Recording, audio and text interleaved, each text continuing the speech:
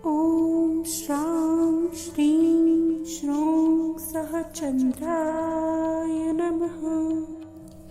या रक्ताम्बुजवासिनी विलासिनी चण्डांशु तेजस्विनी या रक्तारुधिरम्बरा हरिसखिया श्रीमनोलहादिनी। मार्गशीर्ष पूर्णिमा की आप सभी को हार्दिक शुभकामनाएं। यह मंत्र चंद्रमा जी और लक्ष्मी जी के मंत्र के स्वरूप गाए जाते हैं और पूर्णिमा पर इन मंत्रों का अति विशेष महत्व है।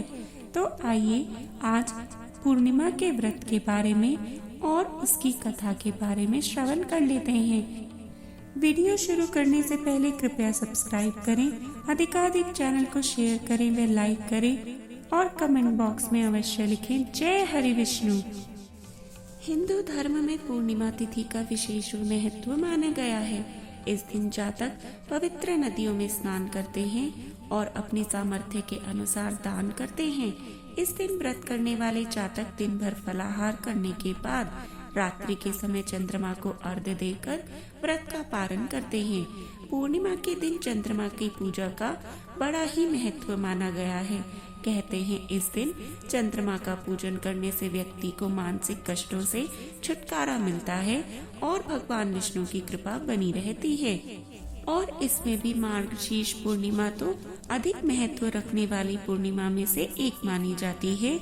इस दिन कई श्रद्धालु उपवास रखते हैं। धर्म ग्रंथों के अनुसार पूर्णिमा के दिन व्रत रखने से जीवन के सभी कष्टों से छुटकारा मिल जाता है। यह व्रत बेहद फलदायी माना गया है। इस व्रत में बाकी सभी व्रतों की तरह ही कथा पढ़ना अनिवार्य माना गया है। कथा पढ़ना या कथा का सुनना पूर्णिमा के व्रत को संपूर्ण करता है। तो आइए मार्गशीर्ष मास की पूर्णिमा से संबंधित दो अति विशेष कथाओं का श्रवण शुरू करते हैं। मार्गशीर्ष पूर्णिमा व्रत कथा। मार्गशीर्ष पूर्णिमा की कथा अनुसार महर्षि अत्रि और उनकी पत्नी अनुसुईया महान तपस्वी और धर्मपरायण थे। महर्षि अत्रि अपने तप और योग के बल के कारण सभी में बहुत सम्मानित थे और उनकी पत्नी अनुसुईया भी अपनी पतिव्रतता और सतीत्व के लिए काफी प्रसिद्ध थी। एक दिन उनकी महान तपस्या और सद्गुणों से प्रभावित होकर त्रिदेव ने उनकी परीक्षा लेने का निर्णय लिया। त्रिदेव भिक्षुकों के रूप में माता अनुसुईया के आश्रम में पहुँचे और उन्होंने उनसे भोजन की याचना की, लेकिन उन्होंने शर्त यह रखी कि माता अनुसुईया को उन्हें निर्वस्त्र होकर भोजन कराना होगा। अनुसुईया माता ने अपने सतीत्व और तपोबल से उन तीनों को छोटे बच्चों के रूप में बदल दिया और फिर वह निर्वस्त्र होकर भोजन कराने लगी।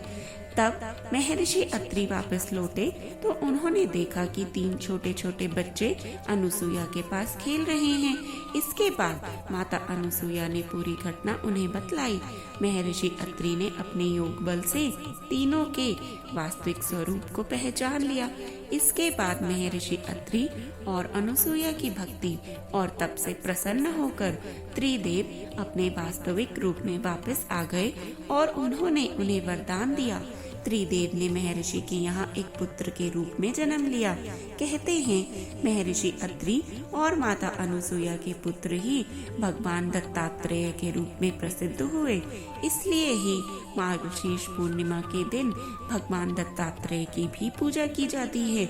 इसके अलावा ये दिन भगवान विष्णु और शिव जी की आराधना के लिए भी महत्वपूर्ण माना जाता है। जय हरि विष्णु, जय शिव शंकर।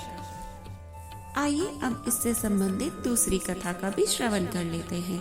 पूर्णिमा व्रत कथा के अनुसार द्वापर युग में एक बार माता यशोदा ने अपने पुत्र भगवान श्री कृष्ण से कहा, हे कृष्ण, तुम संसार के रचयिता और पालनहार हो।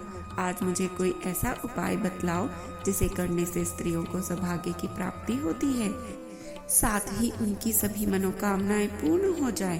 तब श्री कृष्ण ने कहा, हे माता, मैं आपको एक अचूक उपाय विस्तार से बतलाता हूँ।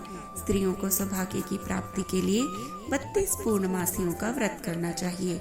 इस धरती के एक राजा थे जिनका नाम चंद्रहास था। वे अनेक प्रकार के रत्नों से परिपूर्ण कातिका नाम की नगरी पर राज करते थे। उसी नगरी में एक धनेश्वर नाम का ब्राह्मण रहता था जिसकी स्त्री अति सुशील और रूपवती थी। उस ब्राह्मण के घर में धन धान्य आदि की कोई कमी न थी, लेकिन उसकी कोई संतान न होने की वजह से वह दुखी रहता था। एक दिन उस नगरी में एक तपस्वी आया। वह तपस्वी उस ब्राह्मण के घर को छोड़कर सभी घरों से भिक्षा लेता और अपना पेट भरता। एक दिन तपस्वी भिक्षान्न को प्रेम पूर्वक खा रहा था कि ब्राह्मण धनेश्वर ने योगी को यह सब कार्य करते देख लिया। धनेश्वर योगी के पास जाकर बोला, महात्मन, आप सभी घरों से भिक्षा लेते हैं, लेकिन मेरे घर कभी नहीं आते। मैं इसका कारण क्या है जान सकता हूँ? योगी ने कहा कि निसंतान के घर की भीख पतितों के अन्न के तुल्य होती है, और ऐसे में जो भी पतितों का अन्न खाता है वह भी पतित हो जाता है।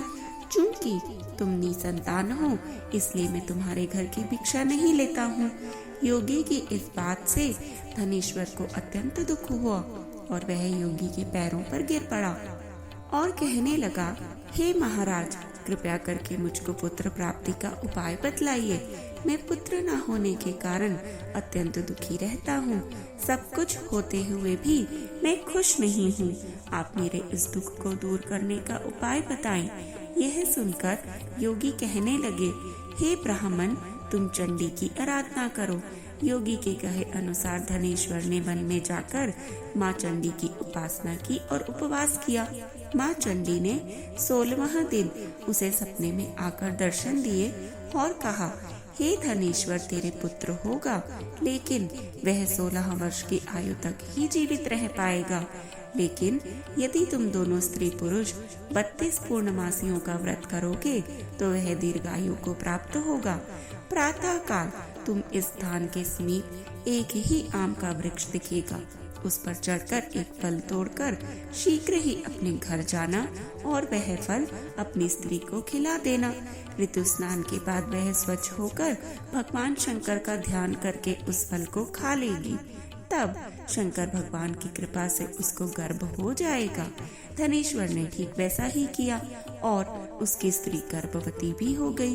देवी जी की असीम कृपा से उन्हें एक अत्यंत सुंदर पुत्र उत्पन्न हुआ, जिसका नाम उन्होंने देवीदास रखा। दुर्गा जी की आज्ञा अनुसार उसकी माता ने 32 पूर्णमासी का व्रत रखना प्रारंभ कर दिया। 16वां वर्ष लगते ही देवीदास के माता पिता को चिंता होने लगी कि कहीं उनके पुत्र की इस वर्ष मृत्यु न हो जाए। धनेश्वर ने देवीदास के मामा को बुलाया और कहा कि देवीदास 1 वर्ष तक काशी में जाकर विद्याधन करे, ऐसी हमारी इच्छा है। इसके साथ में तुम चले जाओ और 1 वर्ष के बाद इसको वापस लौटा लाना। इस तरह देवीदास को एक घोड़े पर बिठाकर अपने मामा के साथ काशी के लिए निकलना पड़ा।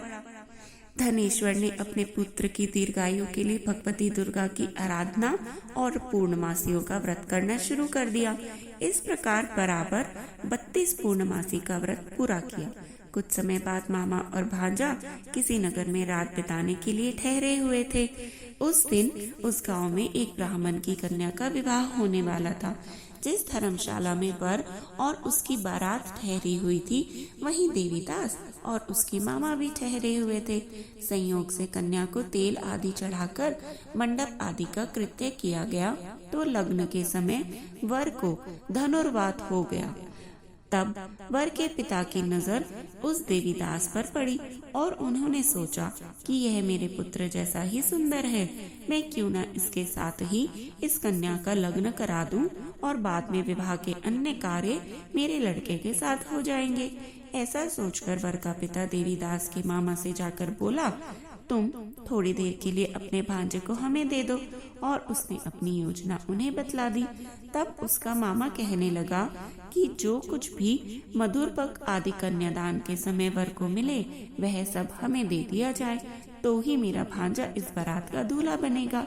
यह बात वर के पिता ने स्वीकार ली और इस तरह से देवीदास का विवाह उस कन्या के साथ हो गया।